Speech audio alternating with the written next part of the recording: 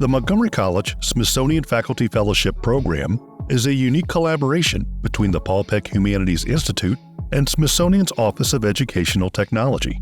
This unique professional opportunity encourages community college faculty to teach with the Smithsonian.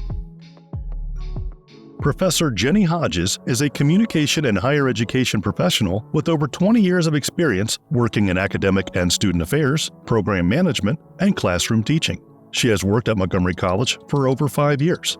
Jenny holds an MA in Communication Studies and a BA in Public Relations, both from the University of Alabama. Jenny holds several professional certifications such as Myers-Briggs Type Indicator, Master Practitioner, Microsoft Faculty Fellow in Technology Enriched Instruction, Global Career Development Facilitator, and Certified Career Services Provider. Jenny is also a consultant specializing in project management, employee and organizational development, and change management.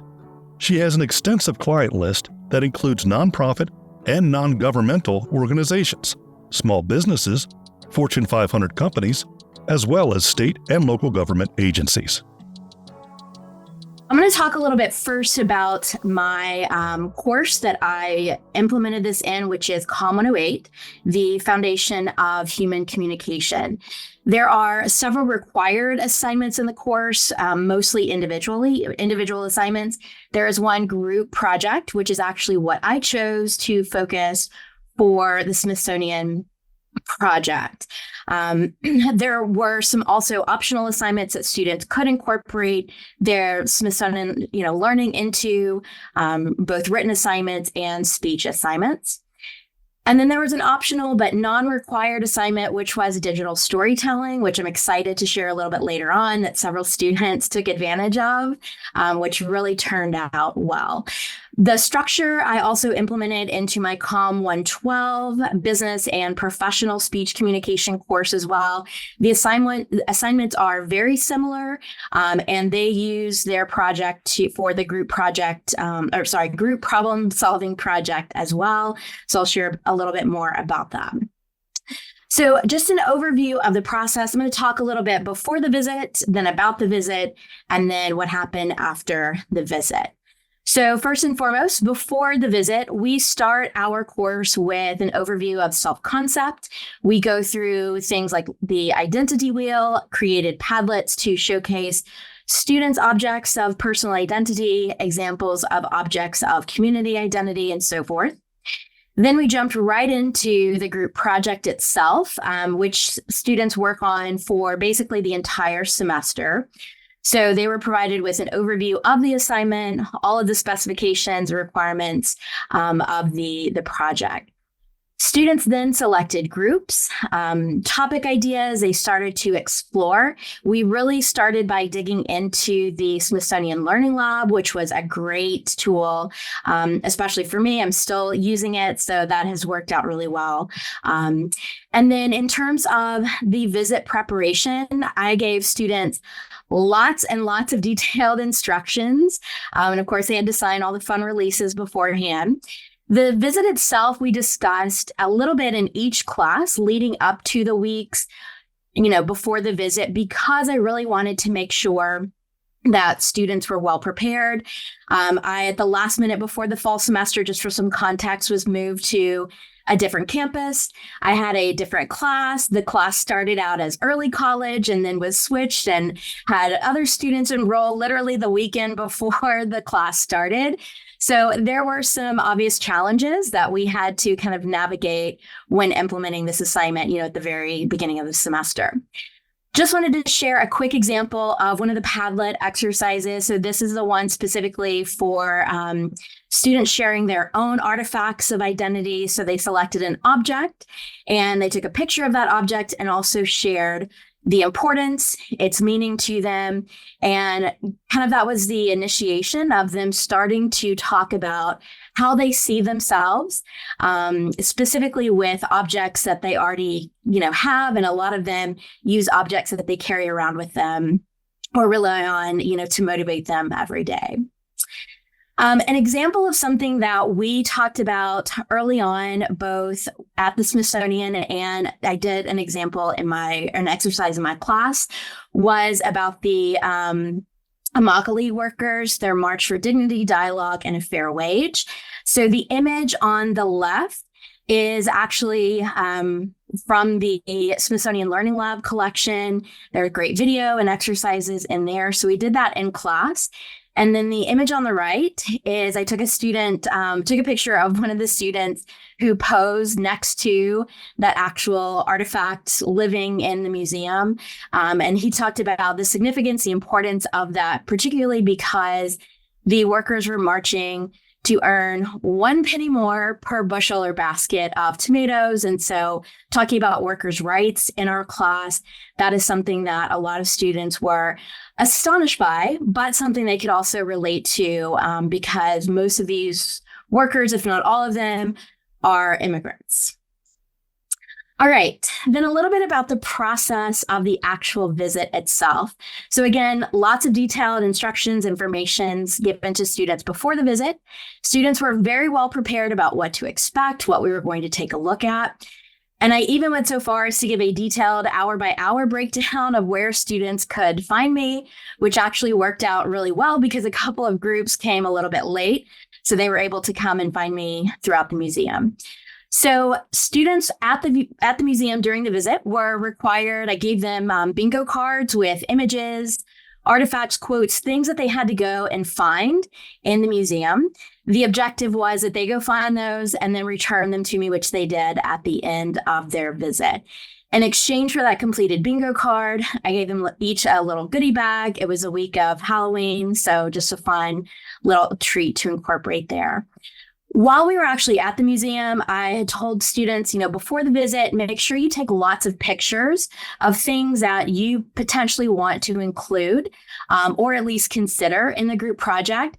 I gave them my own example of not doing that during our visit to the American History Museum, and then going back a month later to take a picture, and the object was no longer on display. And instead, there was a placard there that said, we're swapping this out for rotating something else in. So I told them, learn through my experience and take lots of pictures, even if you don't end up using them. Students were also encouraged to take video, especially if they were interested in the digital storytelling assignment, whether they ended up completing that assignment or not.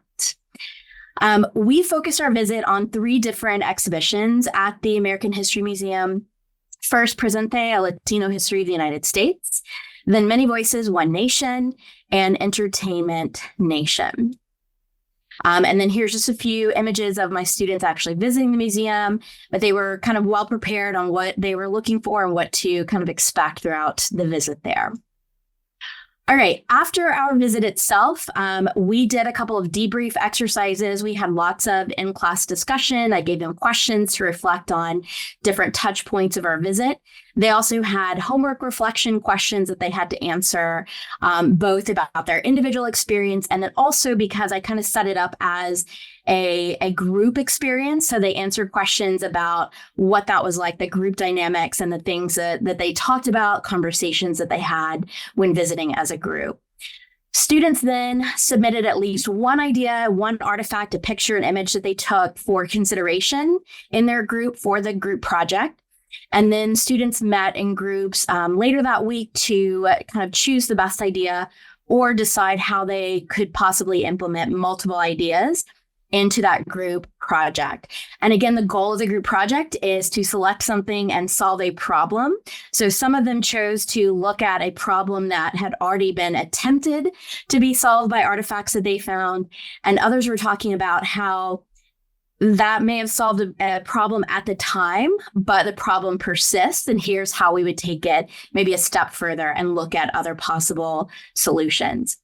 And then into the nitty-gritty of the project itself, students divided their workload among the group members and both individually and collectively participated in the research process, writing, and editing.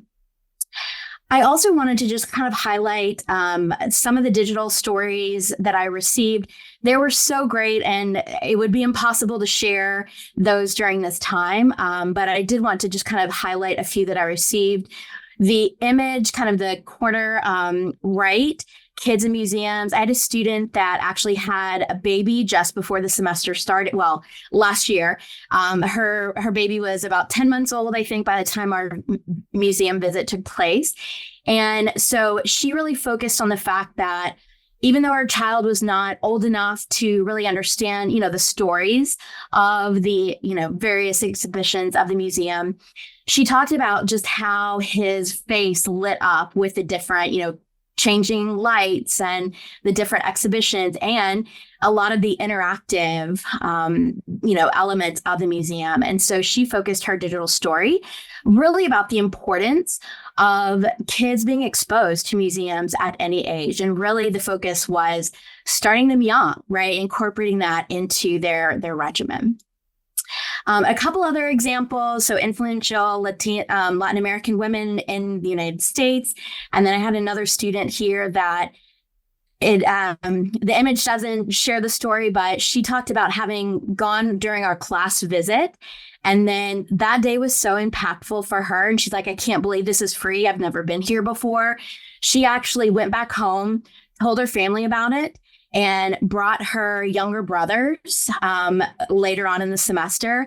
And of course, they had never been either. And so she was able to take them through all the different experiences that we had as a class and really open their eyes to all of these different great things. And she talked really about the Presente exhibit and how, they were reading immigrant stories.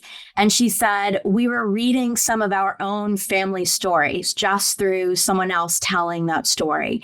And so I thought, what a great, she said, I never would have understood these stories. I never would have seen these stories if not for the Smithsonian requirement in our class. So just to kind of highlight that students not only took away the group project aspect of the assignment, but also it impacted them individually. And so I think that's something that lives well beyond the, semester-long course.